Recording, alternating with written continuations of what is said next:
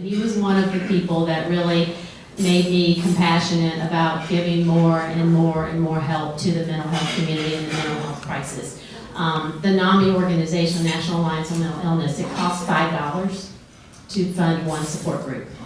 And that can mean the world of difference to someone. So in bringing it back to guns and the Second Amendment, like I said, if we get them into the hands of the right people, we're okay. Into the hands of the wrong people, we're not. And so we do really need to nip it in the bud when it comes to the mental health situation. If we solve that crisis, if we make it an illness that we talk about, and make it something that it's just another illness. It's not something taboo. We need to talk about it, and we need to get to the bottom of it. So I think it all starts there, and if we keep the guns out of the hands of those people, then that's what we're doing right. Thank you. Excuse me, while I got the mic, I get a moment of personal privilege because I got the mic. While you're, folks, let me just say one thing. This weekend, when you're celebrating your Memorial Day weekend, take a minute, and have a moment of silence for the men and women in law enforcement that deal with this situation every day on the front line. And I almost get choked up talking about it because I know that my brothers and sisters in blue go out every day, every night, every call, knowing this could be their last one. This could be a situation where a gun is pulled out on them. So if you could, just take a moment and recognize them for you. Thank you very much. Just follow-on information with regards to what I stated earlier. Of the 250,000 to 2 million firearms as used to deter anomaly, 6% of that were used as a warning shot, and only 2% ended up in fatal shots. So those are the statistics. We'll go back to local issues. It's about Virginia Beach tax. All right, I'm going to read it. Why is Virginia Beach has property tax rates higher than the state average and keep rising? It hurts me as a median taxpayer. And last one is, how do you plan to control this? Well, I like this because for 5 years, I had to answer these questions to keep the taxes low, but now I'm at the state level, so I'll just pass the mic down. Yes. Oh, we don't have any city council. Well, we have one that was somewhat the negative, don't we? Well, since they're all afraid to answer this question, I will take a stab at it. I was on city council the past 5.5 years. I'm not there now, so I can't take any credit or blame for this most recent budget. However, Virginia Beach is the lowest tax rate throughout all of Hampton Roads, so we still have that to tout. We have a beautiful city. We have a city that has won many awards. We have a city that has a AAA bond rating. We do so many things right here in the city, and that's all because of citizens like yourself and your willingness, if you will, to pay the taxes that the city council and the city manager has asked of you to do. With that being said, I'm not a fan of raising taxes. I'm not a fan of adding any more expenses along the way that we don't need to add. So sometimes projects make money and put back into the coffers. We have, for instance, the oceanfront, which has the tourist investment program. That is a tax that they've put on themselves, that they have put on every person that comes into the city and stays in a hotel room. They pay an extra $1 a night room tax. And that is something that the tourism industry has placed upon itself to be able to fund projects at the oceanfront. There's various different methods throughout the city that are used to generate that revenue to make going to the taxpayers the last resort. We've got the flooding situation here in our city, as many of you know. During my term on council, Hurricane Matthew was front and center during my first year on council, and it definitely changed me. It changed our city council. We went from 9% of our budget being dedicated to flooding and stormwater, etc., to 23% now, and that was in a 5-year time span. And right now, the Dewberry study is telling us that we have a $3 billion fix that we're going to need to fix the flooding throughout the city. And much of that is obviously in Back Bay and the Pungo area, but much of it is right here, less than a half a mile from where we're sitting in the center of our city. And then, of course, we've got the ocean front. We're surrounded by water, and we have got to fix this. We're a coastal city. We depend on the tourism that comes into our city to keep it live and active and vibrant, and we need to remain vigilant on that because no companies are going to relocate here or locate here at all to provide those jobs that we all want and need. No one's going to do that if we don't have a city above water, if you will. So we need to remain vigilant, and sometimes things cost money, and we have to pay for them some way or the other, but we are the lowest tax rate here in Hampton Roads, and we are proud of that here in Virginia Beach. Can I have a follow-up question on that? We pay a lot of taxes in Virginia Beach for the tourists. Our place is looking good. If I want to go to Oceanfront and use those parking, why am I being treated from other place? I have to pay $10 for the tax. They remove that. If you show your ID card, you're only paying $3. What happened to that? I agree with you, and I agree that we I'm need paying to. all the time. Why am I paying it for the tourists? I'm only allowed to go there during winter when I'm frozen. I got my jacket and everything. I agree that we need to have free parking for the citizens at the ocean front. I'm not I'm not going to argue with you about I'm not that. asking free, discounted. Well, I think we need to have courtesy parking for the residents at the ocean front Yeah, themselves. it's nice, but we always talk and no action. That's what I'm saying, you know. You're gonna promise me, will there be a bill passed again over there? So what is this, you know? We keep on talking and no action.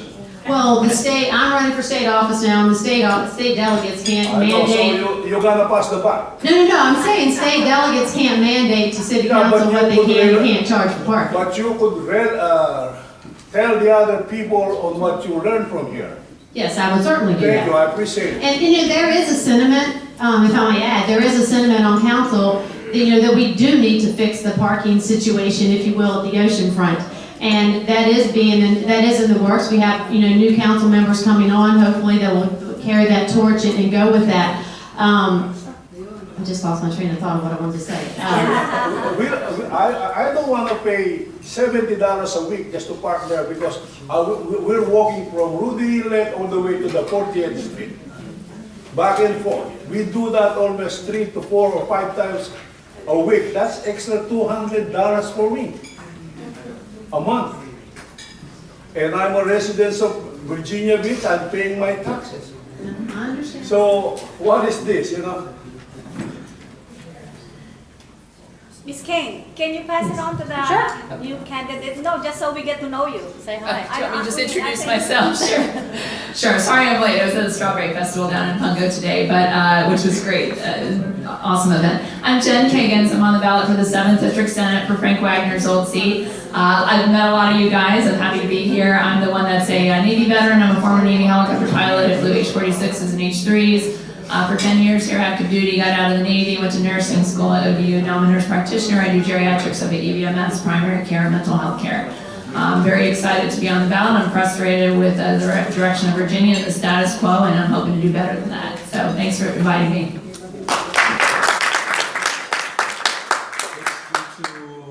Education. Education. There's a study here. Out of the 71 countries, international, then you go country, our country, US, then state and local.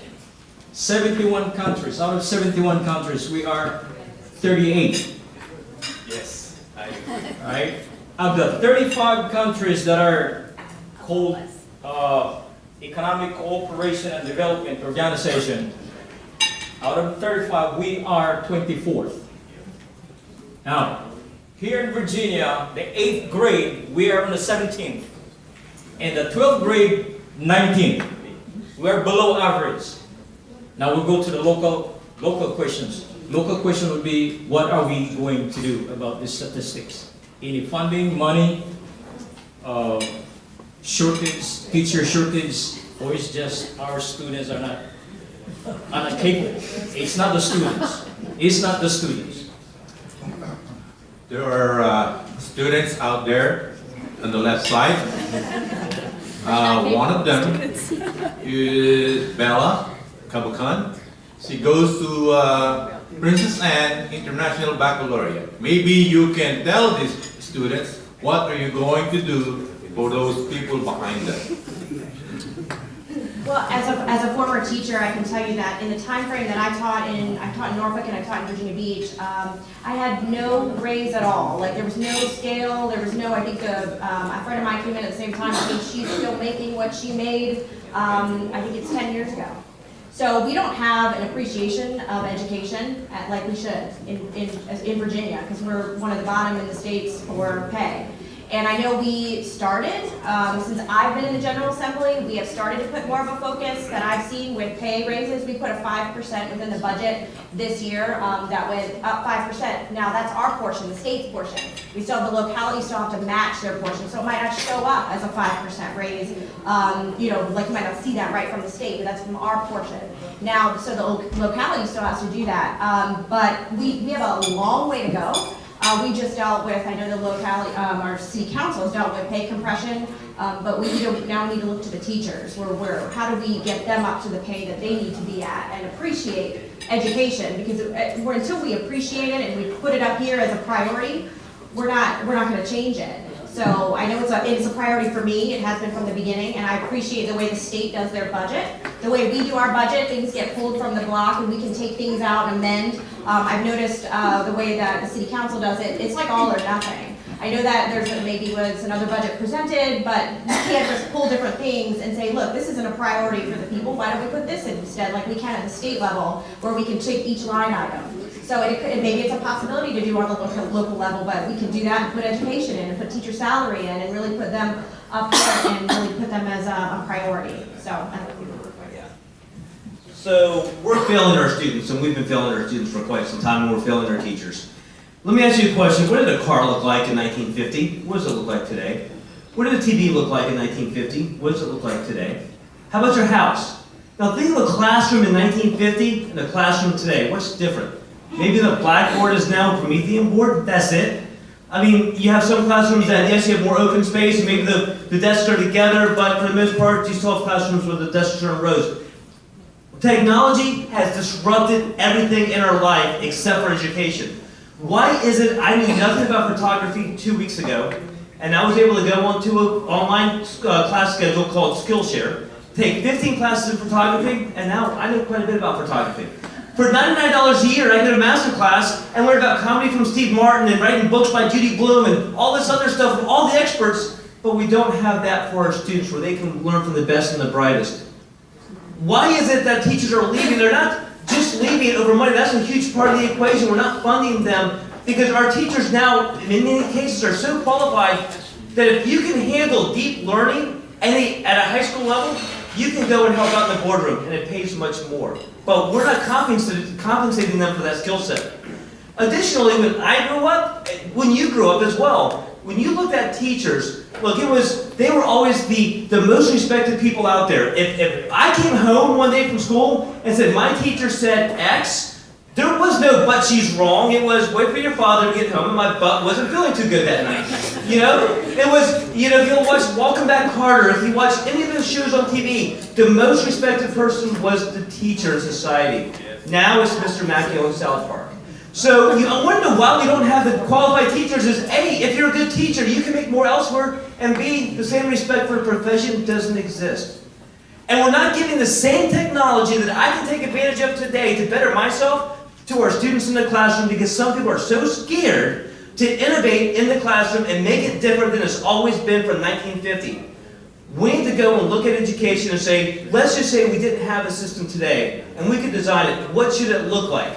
Now, we can't flip it like that, but we can start working together to what that ultimate goal should be, and that's what we should be doing. We shouldn't say, we can't. We should say, what should it be, and start moving down that direction. And before I pass, I just want to add that we don't give teachers freedom to decide and choose how to teach something.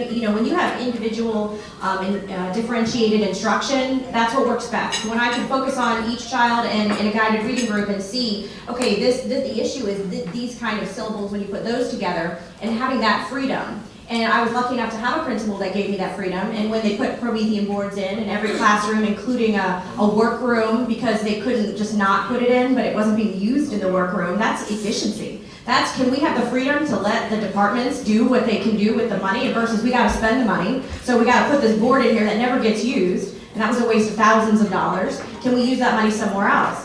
So I know there's money, there's tons of money we're putting into the schools, but are we giving the freedom to use it logically in the way we should, or are we wrapping everything up in red tape? So. Excuse me. All these problems you have, are they being addressed by our Department of Education? Did you put all this problem and so that they could act on it? Have you guys made anything about it? Or then just another talk? So I take 3 trips at least a year to schools in other parts of the country to learn about this. I talk about it. I have more enemies in education in Virginia than you can imagine. So I can tell you I drop bills every year on this, and I have sent a lot of people every year over this issue. And we've gotten some small changes, but unfortunately it's things have been very small. It's very slowly. I went to Green Run High School and toured the charter school that Glenn we talked a ton about it, and he asked if I would go and tour the school. Carolyn Ryan took me over there. And so charter schools are traditionally not seen or viewed in the traditional school class or the traditional education as something that we should, pursue. And I can say right now, because bills aren't given a chance. They're not even given a chance to vet and to see how this would work, right? I'm completely open to that, and I can say that, I will say that there's too much party politics that goes on up there, and things aren't given a chance. So I think we need efficiency, people who work just in efficiency in certain departments, but that bill's not going to come to anything until we kind of can work together. I do think that there was a lot of bipartisan work done, but there was also a lot of party politics done, and I want that to come to an end. And my goal would be to bring attention to that. Now, that might not be what we're talking about here, so it would be a later discussion, but I think that's why a lot of these things don't go anywhere. Okay, we have a question on the floor. That was my question, actually, about charter schools, and I still didn't understand what your view would be on our charter schools, and do you feel like it would take away funds from the regular public schools? I know I'm completely open to the idea, especially after touring and seeing what the possibilities are. Unfortunately, I wasn't on the committee. It didn't come to me to even work out. Like there was a homeschool bill that Delegate Klein had in 2018, and I noticed when the vote came, it was in virtual schools. And when the vote came, I paused, and I remember looking down, and I didn't look. I waited, and I could tell the speaker was waiting. And then when I did look up, and then they closed it. It wasn't just me. There was 2 or 3 other people who did not vote. And so I realized, and it was another new delegate, Delegate Godinas, who also is a former teacher. And we immediately went and talked to Delegate Klein about, well, we're open as former teachers. We want to talk about homeschool, and we want to talk about what this virtual schools is. And we couldn't really get it done that day, but what I saw was an attempt to be logical and to figure it out and work together, because there's a huge population that homeschools and the charter schools. I think we needed to open ourselves up to whatever works. So I'm completely open to putting a program in place. Now, I don't know enough about it to be like, yes, this is a great idea. I would love to go into it more, and we talked a lot about that, charter school. So I think it's something we need to look at. The charter school, so charter schools is a good solution. I think it is the answer down here. As Kelly mentioned, I helped start the Green Run Collegiate Charter School, which is inside of Green Run High School. Last year, so that school has 48% of free and reduced lunch students.